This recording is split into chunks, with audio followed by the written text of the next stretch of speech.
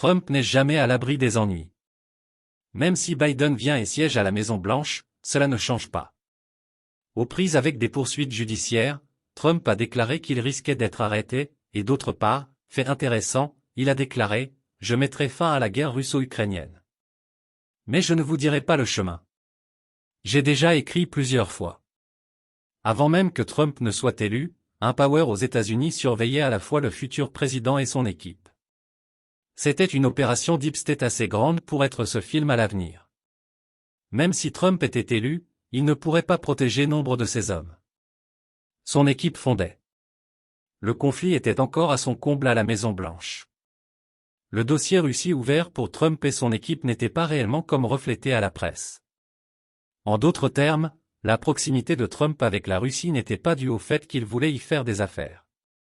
Une part importante de la lutte était voulue pour être prise en charge par la communauté juive. Le procureur Mueller et le pouvoir derrière lui ont choisi cette voie. Le gendre de Trump, Jared Kushner, était membre de Chabad, un mouvement hassidique international dont la plupart des gens n'ont jamais entendu parler. Les relations au sein de cette structure n'étaient pas bien connues. La proximité et l'intérêt de Poutine pour ce mouvement aussi. Poutine n'a pas caché qu'il voulait être le patron de ce mouvement. Au moins, il rêvait d'avoir un gros enjeu et une grande influence. Pour cette raison, il a demandé l'aide de deux personnalités importantes du deep state russe. De Lev Leviev et Roman Abramovich. Des mesures ont été prises. Sous la direction du rabbin Borel Lazar, ils ont entrepris de créer la Fédération des communautés juives de Russie. Lazar deviendra plus tard connu comme le rabbin de Poutine. Pendant que cela se passait en Russie, Trump, connu comme un homme d'affaires important, se rapprochait du signe Berok Sapir dirigé par les immigrants soviétiques Tevfik Arif, Félix Saté et Tamir Sapir, qui avaient des liens étroits avec Abad. Il était partenaire. Ils avaient des ennuis sur un projet à Manhattan. Trump avançait. Les liens entre lui et Chabad ont continué à se développer. En 2007, Trump accueillait le mariage de la fille de Sapir à Mar-a-Lago. Quelques mois plus tard, Leviev accueillait les atouts pour signer les accords à Moscou. Ivanka et Kushner étaient également là. La réunion se déroulait dans un lieu spécial pour le mouvement Abad. Ivanka avait une relation étroite avec la femme d'Abramovich, Dasha Zhukova, et ils sont devenus suffisamment proches pour faire des voyages en famille. Le dernier dirigeant de ce mouvement d'influence mondiale était le rabbin Menachem Mendel Schneerson, décédé en 1994. On croyait qu'il était le Messie. Kushner étudiait le droit à Harvard et devenait l'étudiant le plus actif de la maison Chabad. Le marié Kushner a visité la tombe de Schneerson avec Ivanka 3 mois avant l'élection de Trump. Ils ont prié pour Trump. Selon les informations divulguées, Félix Saté disait « Nous pouvons faire de Trump le président des États-Unis quand nous le voulons ». Le partenariat entre eux se développe également et je pense que Kushner achetait une participation majoritaire dans l'ancien bâtiment du New York Times sur West 43 RD Street de Leviev pour 295 millions de dollars. Des noms comme Boris Berezovsky, qui ont comparu devant Poutine et ses amis, ont également été purgés.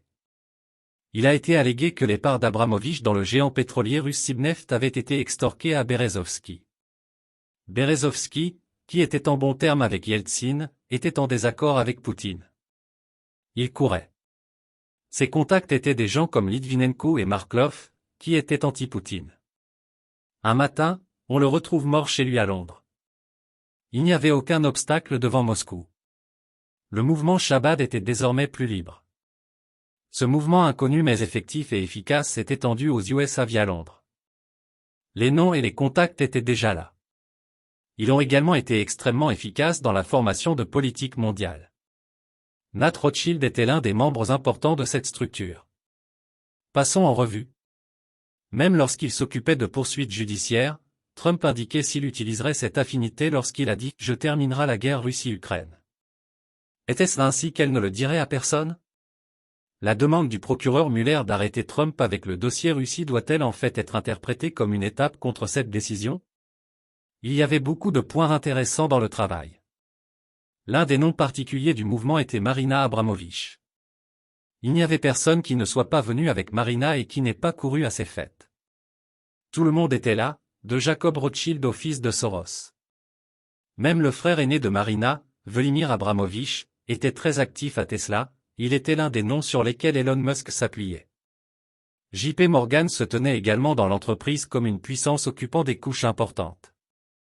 Comme je l'ai souvent écrit auparavant, Jeffrey Epstein était également un nom important dans ce mouvement. C'était sa force. Il a été tué. Je ne sais pas qui est derrière le move, que l'on peut grosso modo résumer ainsi. Cependant, les politiques mondiales ne se forment pas dans les associés, dans les salles des fêtes. Il y avait un pouvoir qui faisait la queue pour l'achever, tout comme il y avait un partisan de Trump. Celle-ci s'affrontait sur le monde et cette ombre tombait partout. Une foule immense luttant pour maintenir son quotidien restait inconsciente de ce qui se passait. Le combat que nous avons vu aux États-Unis n'a jamais pu et ne pouvait pas tenir aux États-Unis. Il se répandait partout. Ce combat a été vu dans tous les pays. Il a déterminé le rythme et l'intensité du pays. Pendant que ceci se produisait, la reine de Élisabeth était mourante. Charles serait roi. Et le roi Charles, qui sera couronné le 6 mai, choisissait deux centres de l'E pour sa première visite. Il n'a pas pu se rendre à Paris à cause des événements. Où une puissance ne voulait pas qu'elle soit là. Mais le roi débarque en Allemagne et y est très chaleureusement accueilli. Il semblait y avoir un air de regret du Brexit. Le président allemand Steinmeier a déclaré, le jour où la Grande-Bretagne a entamé le difficile processus de sortie de l'UE le 29 mars 2017 a été très douloureux pour moi. Exactement 6 ans plus tard, nous tournons une nouvelle page. Aujourd'hui, et Axis it signed change. Le roi Charles, âgé de 74 ans, se rendait en Allemagne pour la 40e fois. Parlant mieux l'allemand qu'un allemand, le roi savait se faire applaudir. Ce sont des développements très étranges. Évidemment, quelque chose se préparait. Notre tâche consistait à demander, comment cela se reflèterait-il en Turquie? Était de répondre à la question.